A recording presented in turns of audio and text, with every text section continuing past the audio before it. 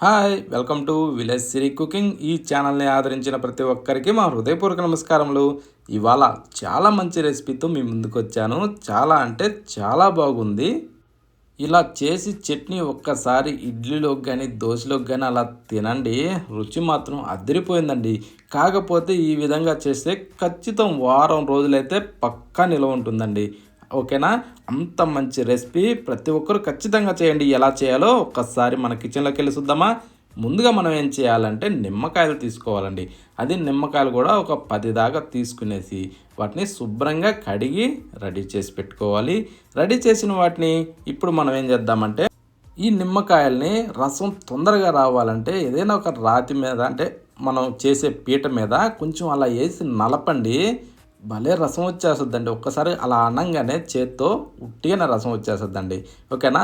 ఆ టైప్లో మనం ఏం చేయాలంటే ఇలా రాతి మీద కానీ ఇలా చెక్క మీద కానీ పెట్టి అలా రుబ్బండి.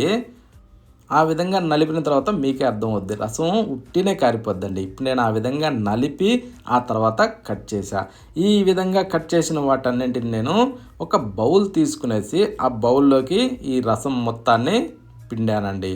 కానీ ఉట్టి సింపుల్గా వచ్చేస్తుంది. ఓకేనా?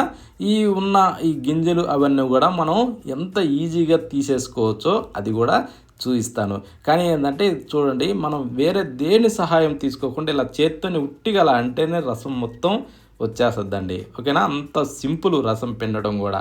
ఈ విధంగా మనం ఇంట్లో టీ పెట్టుకునే జాలి ఉంది కదా, ఆ టీ వడపోసుకునే జాలీలోనే ఇలా పోసేసుకుంటే ఆ గింజలు కానీ ఆ తొలకలు కానీ ఇవన్నీ కూడా సింపుల్గా తీసేసుకోవచ్చండి. ఓకేనా? ఇది చాలా ఈజీ అయిన ప్రాసెస్. ఈ విధంగా ట్రై చేయండి. చూడండి, ఫ్రెష్ అయిన జ్యూస్. ఇప్పుడు దీన్ని పక్కన పెట్టి స్టవ్ ఆన్ చేసి ఒక ప్యాన్ పెట్టి దాంట్లో కొద్దిగా నూనె వేసుకోవాలండి. వేసాక ఇప్పుడు దాదాపు ఒక 20 దాకా ఎండుమిరపకాయలు వేసుకుందాం. అంటే మనకి స్పైసీ ఎంత అవసరమో దాన్ని బట్టి వేసుకోవాలి. 1 టేబుల్ స్పూన్లు మెంతులు, 1 టేబుల్ స్పూన్ వచ్చేసి ఆవాలు. ఇవి 2 కూడా దాంట్లో ఖచ్చితం కావాలి. ఇవి వేసాక వీటిని మనం ఏం చేద్దామంటే కొంచెం ఎరడాలుగా వేగనివ్వాలి. అంటే మాడకుండా సన్న మంట మీద వీటిని కొంచెం ఎరడాలుగా వేగనివ్వాలండి. ఇలా మంచి దోరగా సూపర్ కలర్లో వస్తాయి. కానీ ఈ టైప్లో ఇలా సన్న మంట మీద వేయిస్తే కలర్ సూపర్గా ఉంటుంది. మనం చేసే రెసిపీ కూడా ఎర్రగా నిగనిగలాడుతూ భలే ఉంటుందండి. ఇప్పుడు స్టవ్ ఆఫ్ చేసి వీటిని మనం బాగా చల్లారనివ్వాలి. చల్లారిన తర్వాత ఒక మిక్సీ జారీ తీసుకొని మిక్సీ జారీలో ఇవన్నీ వేసేసుకోవాలి. ఇవన్నీ వేసిన తర్వాత ఇప్పుడు మనం ఏం చేద్దామంటే ఇందాక ఏదైతే నిమ్మరసం పిండి జాలీలో వడకట్టామో ఆ రసాన్ని దీంట్లో వేసేసుకోవాలి. ఇది వేసిన తర్వాత దీంట్లో మనం ఏం చేద్దామంటే 1 టేబుల్ స్పూన్ సాల్ట్ కూడా వేసేసుకోవాలి. వెంటనే వేసాక దీన్ని మెత్తగా పేస్ట్ చేసుకోవాలి. చూడండి, ఈ టైప్లో మెత్తగా పేస్ట్ అవుతుందండి. కానీ కలర్ కూడా నిగనిగలాడుతూ భలే వస్తుందండి ఎర్రగా. ఆ టైప్లో మనం ఎండుమిరపకాయలని వేగనివ్వాలి. ఇప్పుడు దీన్ని పక్కన పెట్టి స్టవ్ ఆన్ చేసి ప్యాన్ పెట్టి దాంట్లో కొద్దిగా నూనె వేసుకుందామండి. మరీ ఎక్కువ అవసరం లేదు. 1 టేబుల్ స్పూన్ కన్నా కొంచెం ఎక్కువ తక్కువ. దాన్ని కొద్దిగా వేడెక్కనిచ్చేసి 1 టేబుల్ స్పూన్ వచ్చేసి తాలింపు గింజలు వేసుకొని వెల్లుల్లి గడ్డని ఇలా ముక్కులు పొడిసి వేసుకోవాలండి. ఇది వేసిన తర్వాత కొద్దిగా అలా వేగనివ్వాలి.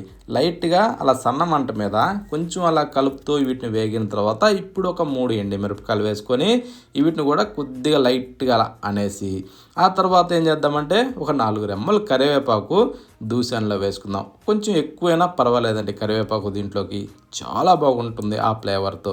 ఇప్పుడు చిటపట్లు అన్నిచ్చి ఇందాక మనం గ్రైండ్ చేసిన ఆ పేస్ట్ని దీంట్లో వేసేసుకుందాం. వేసిన తర్వాత ఇప్పుడు వెంటనే స్టవ్ ఆఫ్ చేసుకోవాలండి. అంటే దీన్ని ఉడికించే అవసరం అయితే లేదు. ఇప్పుడు మనం ఎక్కువ శాతం ఉడికించినాం అంటే ఇది వచ్చేసి కలరు తగ్గుతుంది, కొంచెం టేస్ట్ కూడా మారుతుందండి.